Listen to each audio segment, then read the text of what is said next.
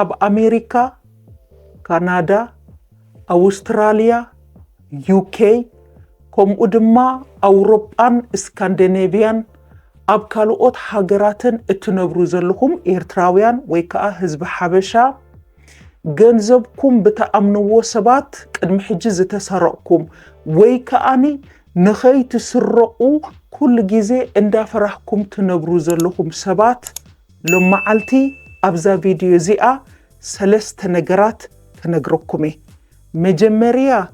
ገንዘብኩም ኣብ ምንታይ ከተቀምጥዎ ከም ዘይብልኩም ንኸይትስረቁ እታ ካልአይቲ ከአኒ ገንዘብኩም እተቀምጡሉ ድሕነት ዘለዎ ወሕስነት ዘለዎ ቦታታት እታ ሳልሰይቲ ከአኒ እዚ ኢመርጀንሲ ካሽ ዝበሃል ምክንያቱ ዝኾነ ነገር እንድሕራጋጥሙ ኣብ ኢድና ብቅጽበት እንረኽቦ ገንዘብ ክህልወና ስለዘለና እሱ ከአኒ ስጋብ ክንደይ ዝኣክል ክኸውን ከም ዘለዎን ኣበይ ከተቀምጥዎ ከም ትኽእሉን ለማዓልቲ ሕብረኩም ካብ መጀመርያ ስጋብ መጨረሻ እዛ ቪድዮ ረኣይዋ ምክንያቱ نعخاتكم اتتقم سلازخونت سلازي let's go سلام زخبركم تخاتلتي انكو عبدحان مزاهم ناب شكورينا غالسمرا إرتريان ميديا كما يكأنيهم كلاتكم بحابرا أنز قابيهر مسكن تطبق الله اسخاتكم كأني تطبق كتهلولي بعلت ملوء تسفاي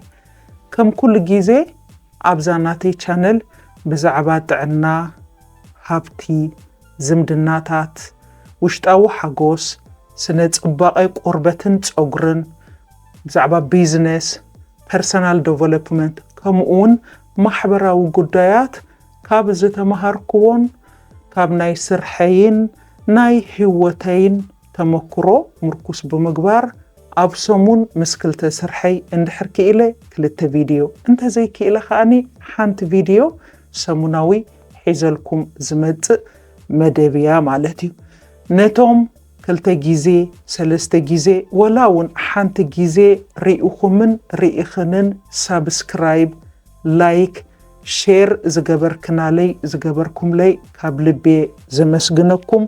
بتعمي يغني لي يحواتي معري نتوم كالوت كاني بحج زيت فلتون مالتيو سابسكرايب جبرو زي channelي لايك جبرو شير جبرو يعبيني يحواتي مخنياتو حداش جماريت سلزخونكو كابلبي كاني اتزمسلني حيزلكم كمت سلزخونكو ازي ناتي بلاتفورم ننحد حدنا نمخرلون بحسب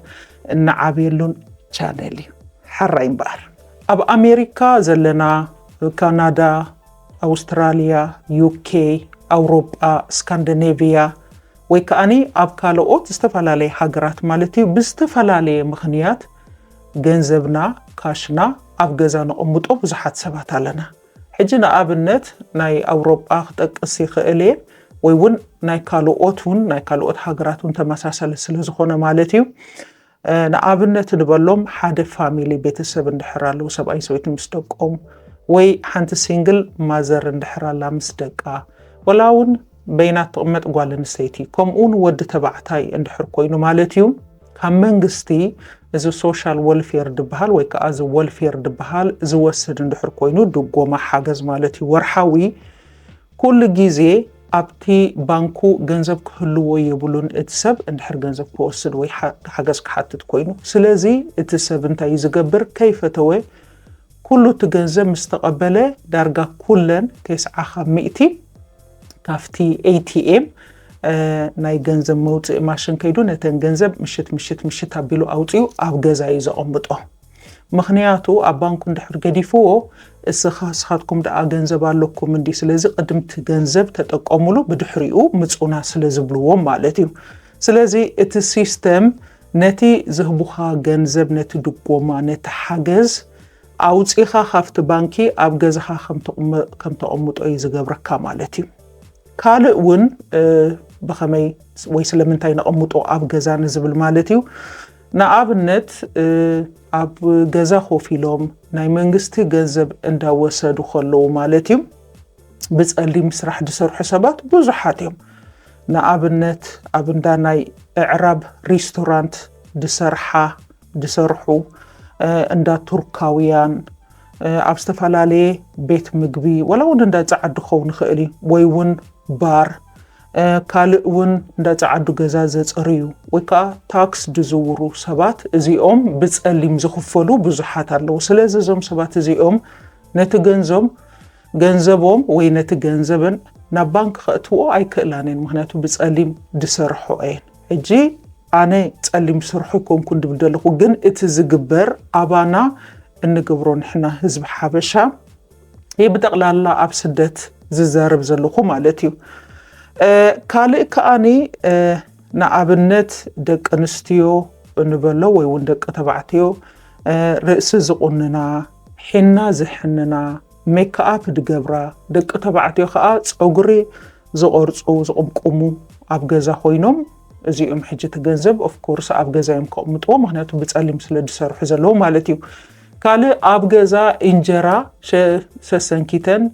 ድሸጥ ኣለዋ ብገዛ ገዛ ማለት እዩ ስዋ ድሸጥ ኣለዋ ሜስ ድሸጥ ኣለዋ ስለዚ እዚኣተን እውን እቲ ገንዘብ ኦፍ ኮርስ ኣብ ገዛ እዮም ከቕምጥዎ እምበር ኣብ ካልእ ክወስድኦ ኣይክእላንን ምክንያቱ ንባንክ እንድሕር ወሲደንኦ ካበየናይ ወይ ካበይ ኣምፂኽንኦ ዝብል ሕቶ ወጠጠጥ ስለ ዘሎ ማለት እዩ ካልእ ንኣብነት ሓበሻ ኮይኖም እንዳ ድኳን ዘለዎም ወይ እንዳ ሬስቶራንት ዘለዎም ወይ ከኣኒ እንዳ ባር ዘለዎም ብፍላይ እቶም ካስተመር እናታቶም ወፃእተኛታት እንድሕር ኮይኖም ኤርትራውያን ኢትዮጵያውያን ሶማላውያን እንድሕር ኮይኖም ረሲት ስለዘይሓቱ ቅብሊት ስለዘይሓቱ ማለት እዩ ዝኾነ ነገር ክገዝኡ ከለዉ ኣስቤዛ ድዩ ወይ ክበልዑ ከለዉ ወይ ክሰትዩ ከለዉ ከም ፀዓዱ ኣይኮኑ ንሳቶም ገንዘብ ምስ ከፈልካ ረሲት ወይ ቅብሊት ዝሓቱ ስቂሎም ስለ ዝኸዱ ማለት እዩ እቶም ሰባት ዋና ትካል ብፀሊም ክሸጡ ስለ ዝኽእሉ ማለት እዩ እቲ ገንዘብ ብጎኒዮም ዘቕምጦ እምበር ስለዚ በዚ እውን ገንዘብ ዝእከቡ ሰብ ሬስቶራንት ይኹኑ ሰብ ባራት እንደገና ከዓኒ እንዳስቤዛ እውን ኣሎ ማለት እዩ ዝናይ እንዳ ሓበሻ ንብሎ ማለት እዩ ካልእ እዚ ብገዛ ገዛ ድሽየጥ በርበረ ድዩ ሽሮ ቡን ቀመም ክዳውንቲ ናይ ሓበሻ እዚ ዙርያ ጥልፊ ሽፎን ማለት እዩ እዚኦም ካብ ኢትዮጵያ ድዩ ካብ ዱባይ ድዩ ካብ ዝተፈላለየ እንዳምፅኡ ድሽቅጡ እዚኦም ብገዛ ገዛ ስለ ዝኾነ ብፀሊም እዩ ስለዚ እቲ ገንዘብ ብፀሊም ስለ ዝኣተወ ንባንክ ከእትውዎ ኣይክእሉን እዮም መንግስቲ ከምኡ ከም ዝሰርሑ ስለ ዘይፈልጥ ማለት እዩ ሕጂ እዚ ዝጠቕሰልኩም ዘለኹ ንምንታይ እቶም ሰባሲ እቲ ገንዘብ ካበይ ከም ዘምፅእዎ እቲ ምንጪ ኣታዊ እተን ኣነ ዝፈልጠን ወይ ሕጂ ክጠቕሰን ምስቲ ናይ ግዜ ሰዓት ዘሎ ማለት እዩ እሴ ዝጠቕሰልኩም ዘለኹ እምበር ካብዚ ንላዕሊ እውን ብዙሕ ኣሎ ካልእ ከኣነ ንኣብነት መኪና ባይተንቲ ዝምህሩ ሓበሻ ኣለዉ እሳቶም ሕጂ ብፀሊም ዝቕበሉ ብዙሓት ኣለዉ ማለት እዩ ካልእ ብፀሊም ዘተርጉሙ ኣተርጉምቲ ኣለዉ እንታይ ማለት እዩ እቶም ስራሕ ዝህብዎም ፀዓዱ ካምፓኒ ደይኮነ ከምዚ ዓረብ ካምፓኒ እንድሕር ኮይኑ ብፀሊም ደስርሕዎም ኣለዉ ወይ ከኣኒ ንዓኻ ከተርጉሙልካ ከለዉ ዘኽፍሉካ እንድሕር ኮይኑ ኦፍ ኮርስ እስኻ ካሽ እንድሕር ሂብካዮም እዚ እውን ብፀሊም እዩ ማለት እዩ ስለዚ ከምዚ ዓይነት ብዙሕ ዝተፈላለየ ዘይሕጋውያን ጌርና ወይ ከዓ ዘይሕጋዊ ጌርና እነምፅኦ ብፀሊም እነምፅኦ ገንዘብ ኣሎ መቸም ስደት ስድ ስለ ዝኾነ እቲ ሲስተም ከዓ ከይፈተኻ ናብኡ ስለ ዘእትወካ ሓደ ግዜ ማለት እዩ ዳርጋ ኩሉ ከምኡ ዘይገበረ ኣሎ ኢለ ኣይኣምንን ኣብ እዋኑን ኣብ ሰዓቱን ማለት እዩ ስለዚ ሕጂ እዚ ከምዚ ዓይነት ገንዘብ ዝተዋህለለ ኢና ኣብ ምንታይ ክነቕምጦ ከም ዘለና ክንዛረብ ዘለና ስለዚ ከምዚ ጌርካ ብዘይ ሕጋዊ ሃለኽለኽ ኢልካ ደኺምካ እንዳፈራሕካ ዘምፀኻዮ ገንዘብ ኣብ ገዛ ደቂስካ ከለኻ ምስ ተኣምኖ ሰብ መሓዘኻ ኸውን ይኽእል እዩ ዓርክኻ ኸውን ይኽእል እቲ ሰብቲ ወይ ከኣኒ ዘመድካ ኸውን ይኽእል እዩ ጎረቤትካ ኸውን ይኽእል እዩ ጓል ተኾይና ኣፍቃሪኣ ዓርካ ኸውን ይኽእል እዩ ወዲ ተባዕታይ እንድሕር ኮይኑ ኣፍቃሪቱ ክትከውን ትኽእል ወይ ከዓ ዓርኩ ቆመና ኸውን ይኽእል እዩ ብዝተፈላለዩ ሰባት እቲ ገንዘብ ወይ ደቂስካ ከለኻ ኣብ ገዛ ወይ ከኣኒ ንስራሕ ኢልካ ምስ ወፀኻ ወይ ከዓ ምስ ጌሽካ بستفلالي مخنيات جزخا آتيوم أنت مفتحي بكايوم كنقنيو اللي إنايلو مالتي خسرقوها خوليوم ويكا مسجشكا كم زي اللي خافليتهم ويكاني أبصرح كلها كم زي اللي خافليتهم مالتيو اتجنزبن اتدوكيومنتن ورقون اندحرالون استفلالي كوبور نجرات مالتيو آتيوم كسرقوها يخوليوم اتزاقم جن كم غيركا ختبقع اتنجنزب أي تبوق بلي خالن أي تبوق ساتي خاين أي تبوق تخدين خالن أي تبوق عدي اندختكا جيشكا ترائي خالن ويكا أي مكينات ريخالو أي جزات ريخالو أي تكالات ريخالو ولاون كالي اترف أي نولاديخا سديدكايو أي نحفتخا تفت وحفتخا هبكايا وينتفت وحوخا سديدكالو اتنجنزب بقى كمزا زي نبرا قاليهم ماتيهم يعنوها كالي كأني زقدد مادتيو وي نسبيتخا ورق أي شلم كايا اتزدليا ندابلت ندار قمتكا أي قزا خلا أي ندقخا تقبو أبليع خايوم تقبو أستي خايوم تقبو كدين خايوم فرق خدان كابزناي إيدو دك 10 عامت كلو ناي دك 7 عامت ناي دك 6 عامت زمسل كدان اندا خدن كايوم مالتيو سدرا ملئتي وصيخا اتن ገንዘብ ኣብ ገዛ مسقمጥ ካየን ወይ مسخا مساددخ ወይ مسارحتخ ወይ سرحتኛخ ወይ ከዓ ጓልን ስቴት ተኾንክ ከዓ ኣፍቃሪኺ ዓርክኺ ሰብኣይኪ ወዲ ተባዕታይ ተኾንክ ከዓ ከምኡ ዓርክኻ ወዲ ኸውን ክእልዩ ወይ ከዓኒ ኣፍቃሪትካ ማለትዩ ብዝኾነ ይኹን ምኽንያት መጺኦም ከይፈለጥካዮም ክሰርቁኻ ከለዉ ማለትዩ ዝገደደኻ ኣሎ ካብዚ እዚ ኩሉ ዝገበርካ ጌርካ ገንዘብ ኣምጺኻ እንድሕር ባርዕ ሓዊ ኣፍቲ ገዛ ኣጋጣሚ ኣይግበሮ እንድሕር ተኸሲቱ ሓዊ እንድሕር ተቓጺሉ ትገዛ ወይ ከዓኒ ናይ ማይ ብልሽት እቲ ገዛ ብምሉኡ እንድሕር ተባላሽዩ ውሕጅ እንድሕር መጺዝ ናቹራል ዲዛስተር ዝበሃል ሄሪኬን ምንቅጥቃጥ መሬት ውግእ እንተ መጺኡ ከዓኒ ኣብኡ ከሎ ከዓኒ እሱ ከዓ ፋልሶ ይኸይድ እቲ ገንዘብ ማለት እዩ ብፍላይ ከዓኒ ኣባና ኣብ ኤርትራውያን ይኹን ወይ ከዓ ብሓፈሻ ኣብ ሓበሻ ማለት እዩ ውራይ ክህልወና ከሎ እቲ ዝኸፍእ እዋን ሰራቂና ዘይንፈልጠሉ እዋን እዩ ንኣብነት ኣብ ግዜ ሕፀ ኣብ ግዜ መርዓ ኣብ ግዜ ቆልዓ ጥምቀት ኣብ ፀበል ኣብ ማሕበር ንገብረሉ ኣብ ንግደት ንገብረሉ graduation party ወይ ከዓ ናይ ቆልዓ በርዝደይ እነብዕለሉ ማለት እዩ ሽዑ ብዙሕ ሰብ ናብ ገዛኻ ስለዝኣቱን ስለዝወፅን ስለዝቕንን ስለዝሓድርን ማለት እዩ ገንዘብካ ክትስረቕ ዝቐለለ እዋን እዩ ሽዑ ግን ንመኔኻ ምኽጥቁም እዚ ሁሉ ከምዚ ጌርካ ዘጥረኻዮ ገንዘብ እንዳፈራህካ ዘይሕጋዊ ነገር ስለዝኾነ ልብኻ እንዳሃረመት ቡም ቡም ቡም ቡም እንዳበለት ዘጥረኻዮ ገንዘብ ኣይስኻ በሊዕኻዮ ኣይ ደቅኻ በሊዕሞ ኣይ ሰበይትኻ በሊዓቶ ኣይ ኣዴኻ ኣይ ኣቦኻ ኣይ ሕዋትካ ኣይስኻ ረቢሕካሉ በሊዕኻሉ ሰቲኻሉ ተራኢኻሉ ገንዘብ በቃ ንመከራ ይጽበ ከም ዝበሃል እዚ ሁሉ ኣዋህሊልካ ምስተሰረአካ ንፖሊስ ወንኬትካ ክትነግር ኣይትኽእልን ኢኻ ምኽንያቱ ፖሊስ ካበይ ኣምጽኻዮ መዓስ ኣምጽኻዮ ብኸመይ ኣምጽኻዮ መን ሂብካ ኣበይ ሂብካ መዓስ ነይሩ እንታይ ነይሩ ዝገደደ ጣጣ መከራን ስለዝመጸካ እታ ዘጋጠመትካ ብውሽጥኻ ሒዝካያ ጉሂኻ ቁርጥም ኣቢልካ ተም ኢኻ ትብል ስለዚ ከምዚታት ነገራት ስለዘሎ ኢንሹራንስ ከዓኒ ወላ ናይ ገዛ ኢንሹራንስ ይሃልኻ እምበር ኢንሹራንስ ካብ 500 ንላዕሊ ዝኸፍል ኣይኮነን ገንዘብ ነይሩኒ ክትብል ኣይትኽእልን እዚ ኣሽሓ ተቐሚጠ ነይረ ክትብል ኣይትኽእልን ምክንያቱ እቲ ኢንሹራንስ ንሓዊ ንገለ ደኣሉ ዝሽፍን እምበር ገንዘብ ኣብ ገዛ ካሽ ከተቐምጥ ኢሎም ዝሽፍኑልካ ነገር የለን ስለዚ ካብ ኢንሹራንስ እውን እትረኽቦ ነገር የለን ስለዚ እዚ ኩሉ መከራ ከይመፀና ምእንቲ ሎመዓልቲ መጀመርያ ክነግረኩም ደልየ ዘለኹ ገንዘብና አበይ ቦታ ክንቅምጦ የብልና ስለዚህ እዘን ዝነግረኩም ክንቅምጠን ዘይብለን ቦታታት ሓራይ እምበኣር መጀመርያ ገንዘብና ክንቅምጦ ዘይብልና ኦብቪየስ ዝኾነ ወይ ከዓ ፍሉጥ ዝኾነ ቦታ ኣብ ትሕቲ ዓራት ክንቅምጦ የብልና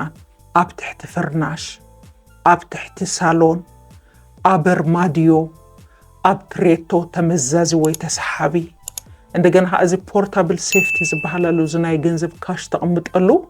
ወይ ወርቂ ተቀምጠሉ ዶክመንት ተቀምጠሉ ሻብ ገዛ ኮፍ ተብላ ብፍላይ ዛ ኮፍ ትብል እንድሕር ኮይና ምስ መንደቕ ዘይተተሓሓዘት ወይ ከዓ ምስ መሬት ዘይተተሓሓዘት እንድሕር ኮይና ሓፋ ቢሎም ማኸዱ ስለዝኽእሉ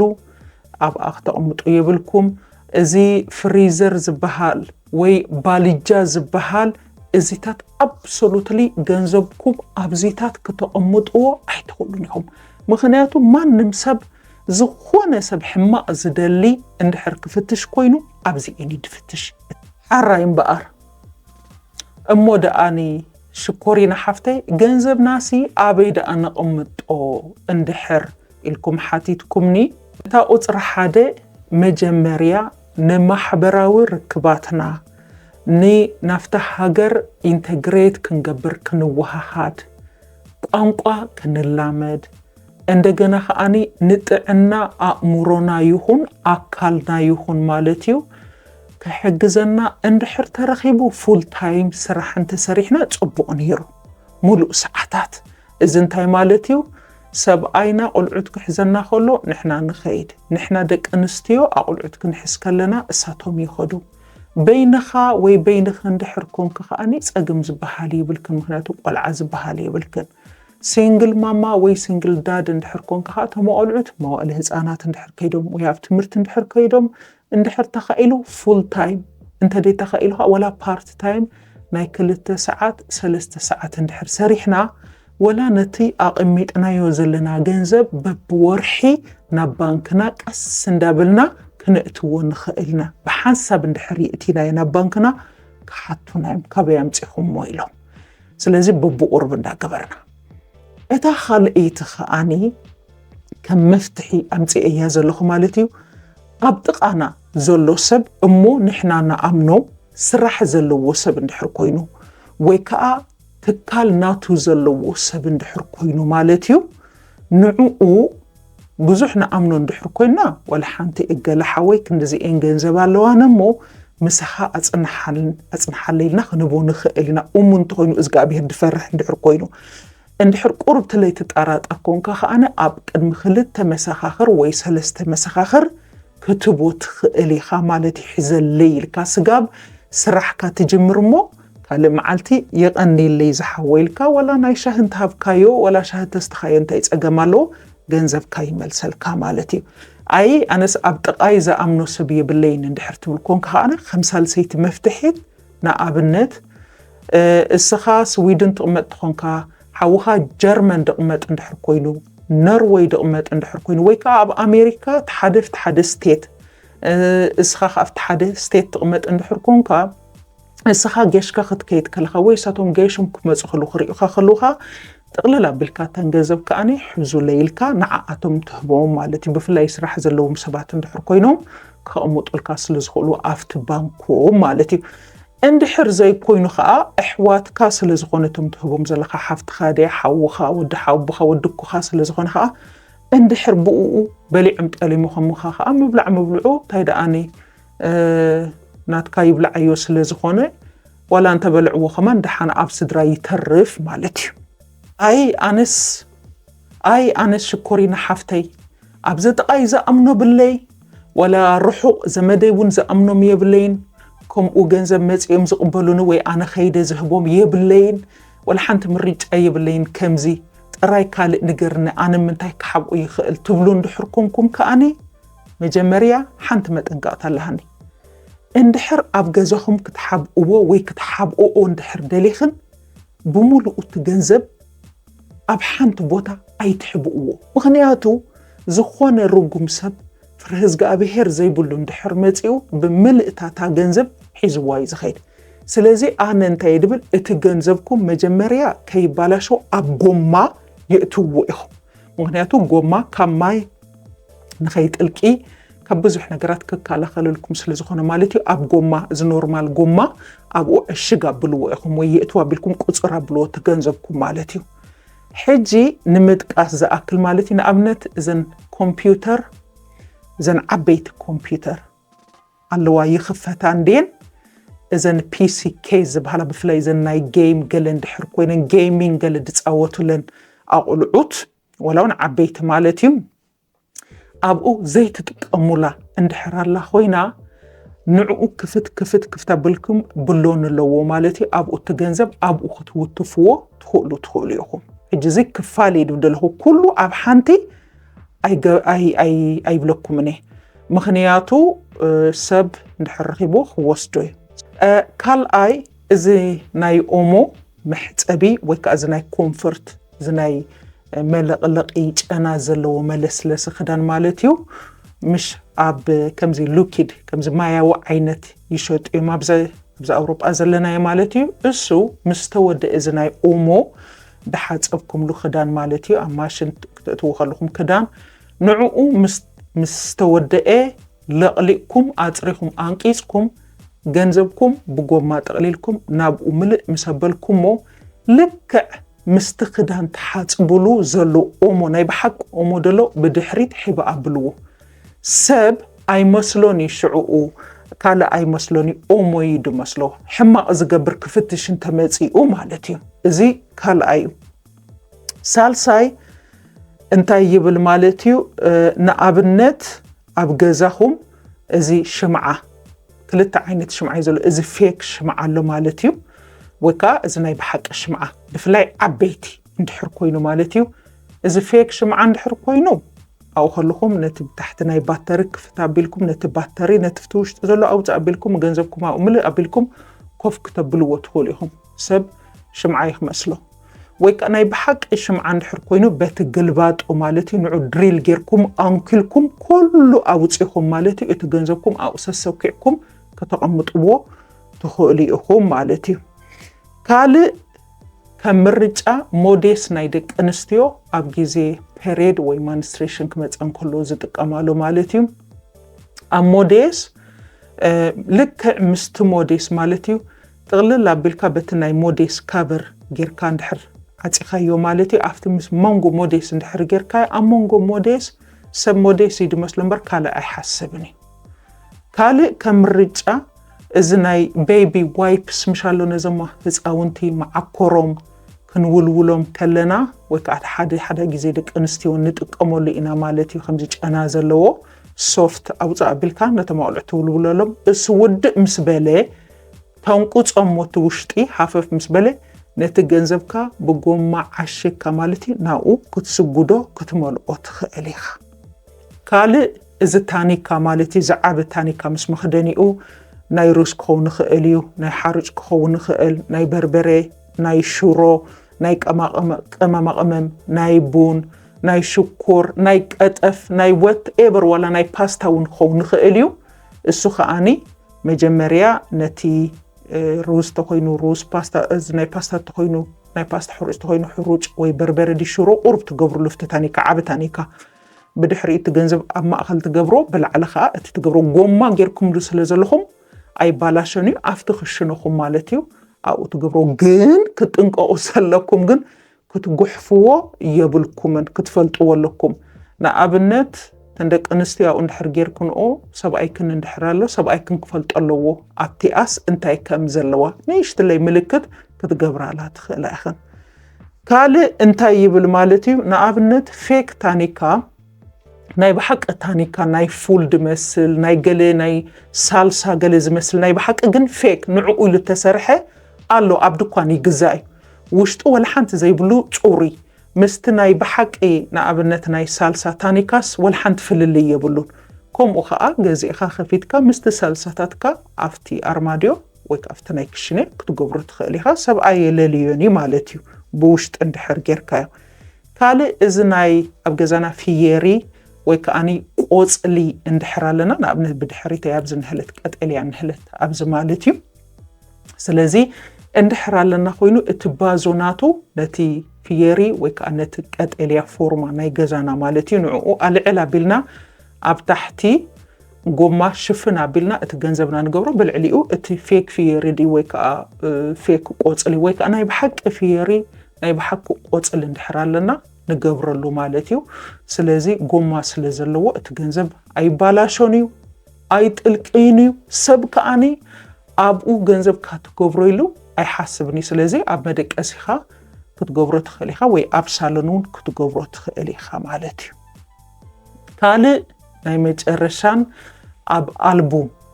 ኣልቡም ናይ ስእሊ ምሽ ትፈልጡ ኢኹም ስለዚ ኣብቲ ውሽጡ ኣልቡም ነቲ ገንዘብኩም ናይ መጀመርያ 2-3 ገጽ ስእልታት ዘለዎ እንደገና ናይ መጨረሻ ገጽ ትገብሮ ኣብ ማእኸል ግን እቲ ገንዘብኩም ከተእትውዎ ትኽእሉ ኢኹም ንኣብነት ናይ 500 ዩሮ ድዩ እንደገና ከዓ ዶላራት ከኣኒ ስእልካ ዘ 20-30 ዘይኮነ ናይ 100 ናይ ገለመለ እንዳገበርኩም ተእትውሉ ማለት እዩ ስለዚ ከምዚ እንዳገበርና እውን ክንሓብኦ ንኽእል ኢና እዚአን ሎም መዓልቲ ዝጠቐስክዎን እንዴ ግን ናታትኩም ከኣኒ ዝተፈላለየ ኣገባባት ክህልወኩም ስለ ዝኽእል እስኻትኩም ገንዘብኩም ኣበይ ኣብ ገዛ ተቐምጥዎ ካብ ነንሕድሕድና ምእንቲ ክንምሃር ኣብቲ ኮመንት ሴክሽን ጽሓፉለይ ኢኹም እታ ሳልሰይትን ናይ መጨረሻን ከኣኒ ሓራይ ሽኮሪና ሓፍተይ እቲ ገንዘብሲ ንነኣምኖ ሰብ ሂብና ወይ ከዓ ንሕዋትና ሂብናዮም ወይ ኣቕሚጥናዮ ኣብ ዘይርአ ቦታ እሞ ግን ኢመርጀንሲ ካሽ ክንደይ ክህልወና ኣለዎ ንዝብል ከኣኒ ኢመርጀንሲ ካሽ ኣብ ሕማቕ እዋን ወይ ንሕማቕ እዋን ብህፁፅ ገንዘብ ከድልየካ ከሎ ኣብ ቀረባ ድጸንሕ ገንዘብ እዩ ስለዚ ኣነ እንታይ ይብል ኣጋጣሚ ዝኾነ ነገር ከጋጥም ይኽእል እዩ ውግእ ክኸውን ይኽእል እዩ ሄሪኬን ክኸውን ይኽእል እዩ ዝተፈላለየ ነገር እንታይ ከም ዘጋጥም ሎሚ ኣይንፈልጥና ስለዚ ወይ ባንክታት ኩሉ ክዕፀው ስለ ዝኽእል ናይ ሓደ ወርሒ ዘድልየካ ወይ ዘድልየኩም ወይ ዘድልየክ ማለት እዩ ኣብ ገዛ ኩሉ ተሓስብዎ ገዛ ክራይ መግቢ ትራንስፖርት ዘድልየኩም ናይ ሓደ ወርሒ እተን ገንዘብ እንድሕር ንሕና 500 ዶላር ወይ ዩሮ ይኣኽለና እንተልኩም እሰን 2,000 ይኣኽለና እንተልኩም እሰን ኣነ 700 ይኣኽላኒ እንተልኩም ካ እሰን ባዕልኩም ሓሲብኩም